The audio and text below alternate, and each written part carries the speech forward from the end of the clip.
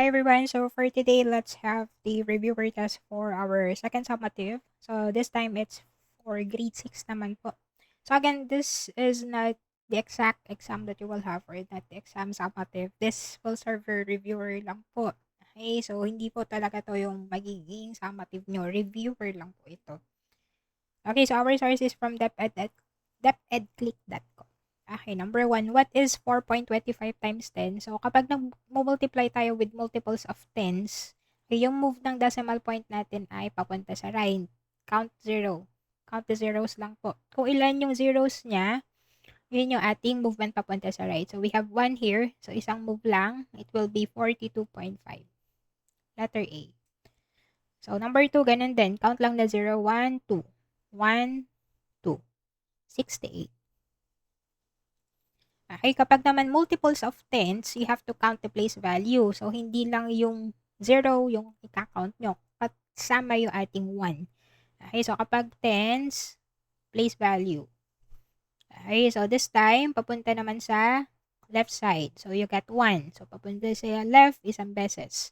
0.74.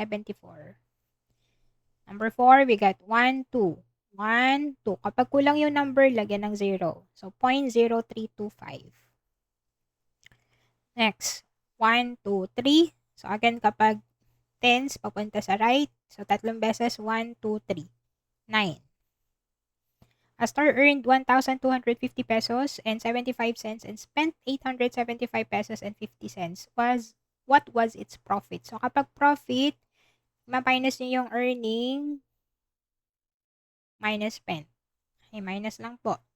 So, 1,250.75 minus 875.50. Okay, align lang the decimal point. So, we got 5, 2, borrow. We got 4 here. This will be 10. We got 5, borrow ulit, 1. So, 14 minus 7, that will be 7. 11 minus 8 is 3. So, 375 and 25 cents. Letter C.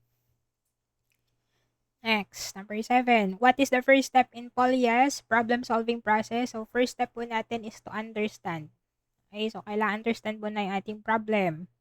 8. Lina bought 8 notebooks at 12.50 pesos each. Okay, so yung ating word na each, that is 4 times.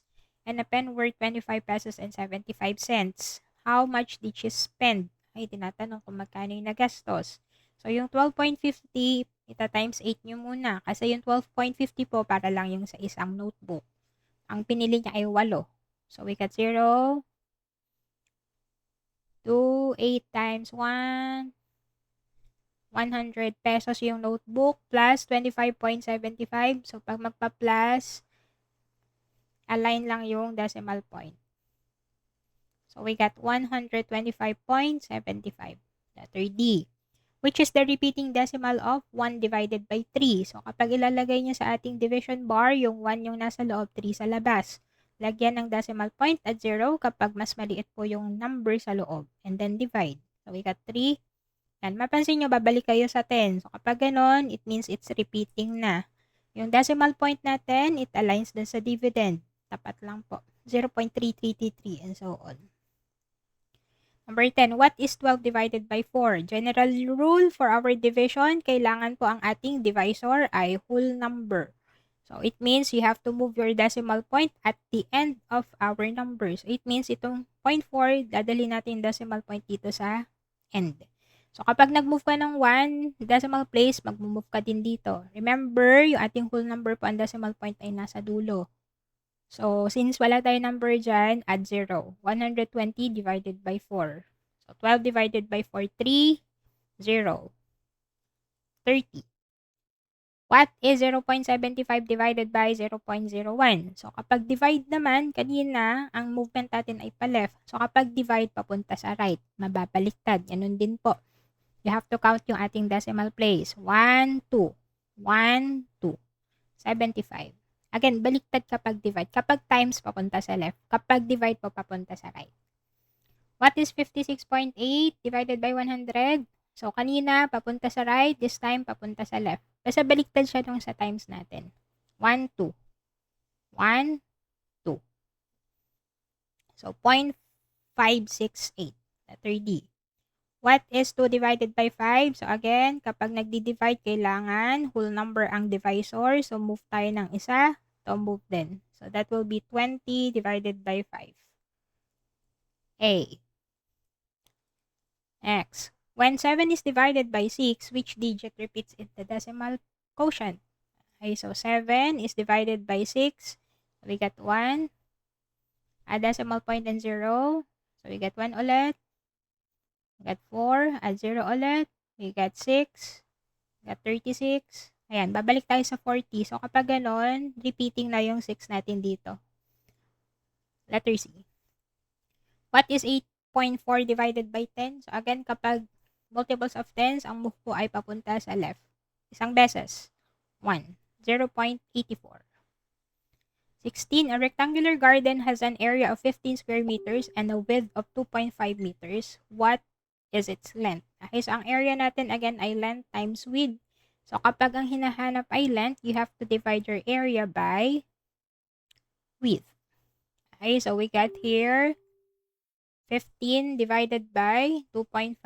So move ng isa, dagdag ng 0 doon. So it will be 150 divided by 25. Okay, so that is equal to 6 po.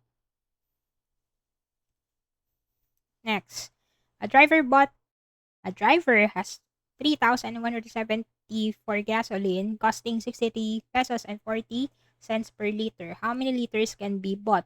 Okay, so kapag tinatanong how many liters, meron tayong per liter dito. So you have to divide. So yung 3,170, i-divide natin with 63.40. So move ng isa, it will be 31,700 divided by 634, which is equal to 50 liters. A class needs 15,000. It already earned 3,825 pesos. Cake slices sell for 25 pesos each. What is the least number of additional slices that must be sold? Kailangan nila ng 15,000. Meron na silang 3,825. So, minus nyo muna yun. 3,825. Kasi kailangan nyo malaman kung magkano pa yung kulang. So, 15,000 minus 3,825. So, we got regroup. We got 14, 9, 9, 10. We got 5, 7, 1, 11. So, 11,175 pa yung kailangan nila. So, nagbebenta sila ng cake slices that were 25 pesos and 50. So, divide nyo siya sa 25 pesos and 50.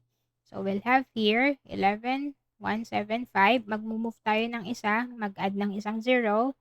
Di-divide natin with 255. So, meron tayong 43. 43.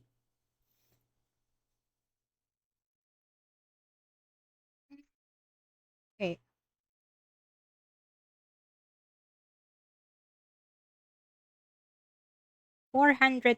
Sorry, 438 slices.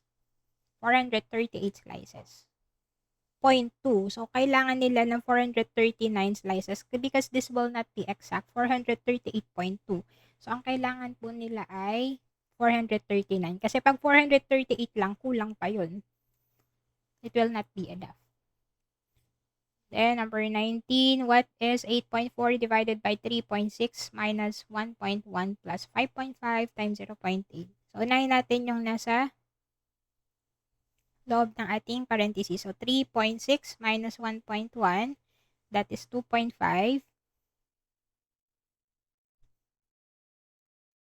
Okay, so after that, divide mo na 8.4 divided by 2.5.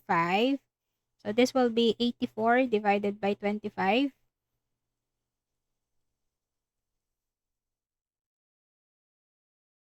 And so, this one, 84 divided by 25 po is 3.36 plus 5.5 times 0.8, that is 4.4. Then, adding that is equal to 7.76. So, since wala tayong 7.76, round off 7.8 kasi sabi ay nearest 10. Letter B.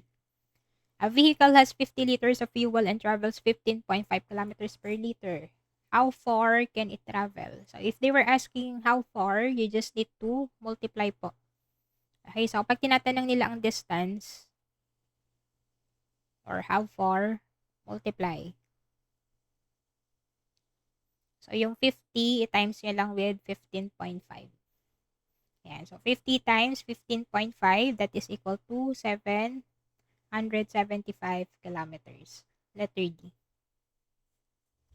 Ayan. So, practice po multiplying all the operations for decimals. Okay, kasi about decimals yung summative. Okay, thank you for listening po. Good luck on your summative.